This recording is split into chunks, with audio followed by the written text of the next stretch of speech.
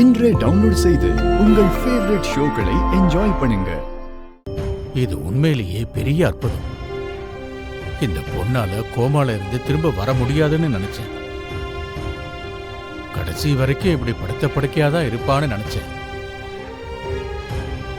ஆனா அந்த கடவுளோட கருணை உன் மேல இருக்குமா?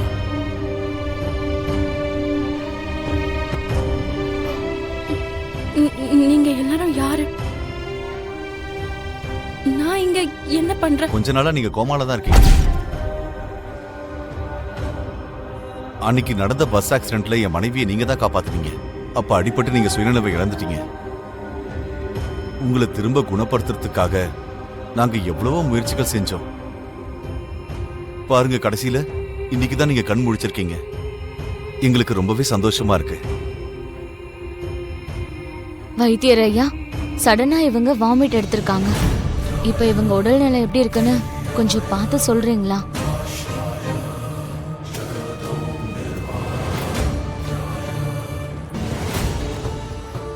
இவங்க கர்ப்பமா இருக்காங்க.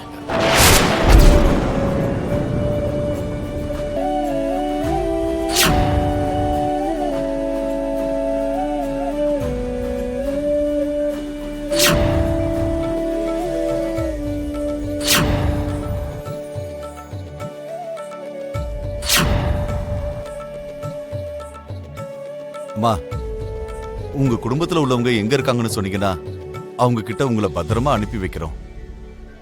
நீ உன் புருஷன் மித்ரோட வாழ்க்கையை விட்டு நிரந்தரமா போயாகணும். நந்தன் குடும்பத்தை விட்டு அவங்க கண்ணுல படாத அளவுக்கு இந்த ஊரை விட்டு தூரமா போயாகணும். நீ சொன்னது எல்லாத்தையுமே நான் செய்யறேன். எனக்கு சத்தியம் பண்ணி கொடு. என்னோட கடந்த காலத்தை பத்தியும் என் குடும்பத்தை பத்தியும் என்கிட்ட கேட்காதீங்க. இதுக்கு மேலேயும் நான் உங்களுக்கு பாரமா இருக்க விரும்பல. இப்பத்துல இருந்து என் வழிய பாத்துக்கிட்டு நான் போயிடுறேன். இங்க பாருங்க, நீங்க ஒரு கவலையில இருக்கீங்கன்னு எங்களுக்கு தெரியுது. அத என்னன்னு சொல்ல முடியாத நிலைமையில இருக்கீங்கன்னு நல்லாவே புரியுது. அதுக்காக தான் உங்க கடந்த காலத்தை பத்தியோ உங்க குடும்பத்தை பத்தியோ கேட்டு உங்களை கஷ்டப்படுத்த எங்களுக்கு விருப்பம் இல்ல. நீங்க எவ்வளவு நாள் இருக்கணுமோ இருந்துக்கோங்க. இல்லங்க, இப்பவே நான் உங்களுக்கு ரொம்ப பாரமா இருக்கேன். இதுக்கப்புறமும் நான் உங்க கூடயே இருந்துகிட்டு உங்களுக்கு பாரத்தை அதிகமாக்க நான் விரும்பல. இங்க பாருமா, இந்த நிமிஷம் வரைக்கும் உங்க நிலைமை சரியில்லை. அதுவும் இல்லாம நீங்க முழுகாம இருக்கீங்கன்னு வைத்தியரையா சொன்னாரு.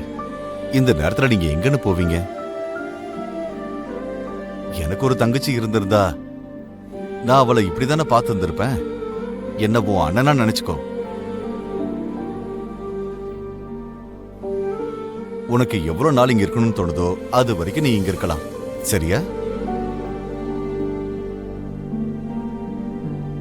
தயவு செஞ்சு நான் சொல்றத கேளுமா. உன் குடும்பத்துல உள்ளவங்களை நீ பார்க்க விரும்பலன்னு சொல்ற. எங்கேயாவது ஒரு இடத்துல தங்கிதானே ஆகணும். இந்த அண்ணன் வீட்லயே நீ தங்கிக்கோ. சரியா?